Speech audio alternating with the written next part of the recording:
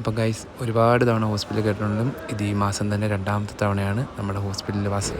എല്ലാം കഴിഞ്ഞു എന്ന് നമുക്ക് തോന്നി തുടങ്ങുമ്പോഴാണ് വീണ്ടും നമുക്ക് അടുത്ത പണികൾ കിട്ടിത്തുടങ്ങുന്നത്. അപ്പോൾ ആ പണിയുടെ കഥ ഞാൻ പുറകെ പറയാം. ഞാൻ ആദ്യം വീട്ടിലോട്ട് പോട്ടെ. ജോലി ചെയ്തുകൊണ്ടിരിക്കുന്ന സ്ഥലത്ത് നിന്ന് വീട്ടിലോട്ട് പോകുന്ന വഴിയാണ്.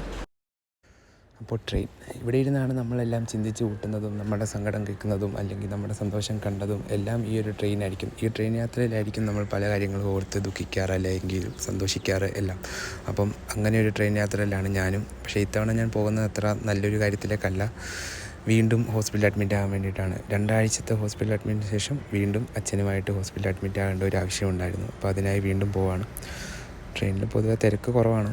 പക്ഷേ നമ്മൾ ഉച്ചയ്ക്ക് തന്നെ ഓഫീസിൽ നിന്ന് ലീവ് എടുത്ത് വീട്ടിലേക്ക് പോകാനുള്ള ഇറക്കമായി നമ്മളൊരു വൈകുന്നേരത്തോടു കൂടി വീട്ടിലെത്തും. ഇത്തവണയും നമ്മൾ തന്നെയാണ് കൂടെ നിൽക്കാൻ പോകുന്നത്.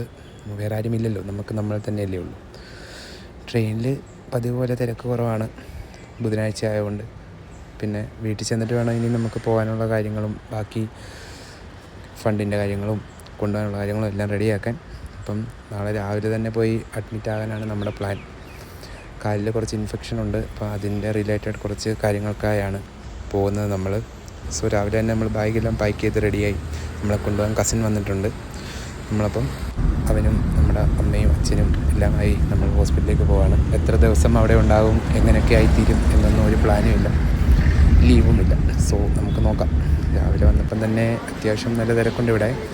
നമുക്ക് റൂമൊന്നും സെറ്റായിട്ടില്ല, നമ്മളിവിടെ വെയിറ്റ് ചെയ്യുവാണ്. പിന്നെ രാവിലെ 9 മണിക്ക് നമ്മൾ വന്നതാണ്. പിന്നെ തിരക്ക് കാരണം നമ്മൾ അമ്മേനെയൊക്കെ പറഞ്ഞു വിട്ടു. ഞാൻ തന്നെ ആയിരിക്കും കൂടെ നിൽക്കുക. പിന്നെ ഈ കാണുന്ന വീൽ ചെയറുമായിട്ടൊക്കെ നമുക്ക് നല്ല പരിചയമുള്ളതുകൊണ്ട് നമുക്ക് വേറെ ആരുടെ ഹെൽപ്പ് ആവശ്യം വന്നില്ല. ആൾക്കാരൊക്കെ ഒതുങ്ങി തുടങ്ങി. നമുക്കിതുവരെ റൂം കിട്ടിയിട്ടില്ല. നമ്മൾ ഇപ്പോൾ ഏകദേശം സമയം വൈകുന്നേരം ആകാറായി. ഫൈനലി നമുക്കൊരു റൂം സെറ്റായിട്ടുണ്ട്. ഒരു ഡബിൾ ഷെയറിങ് റൂമാണ്.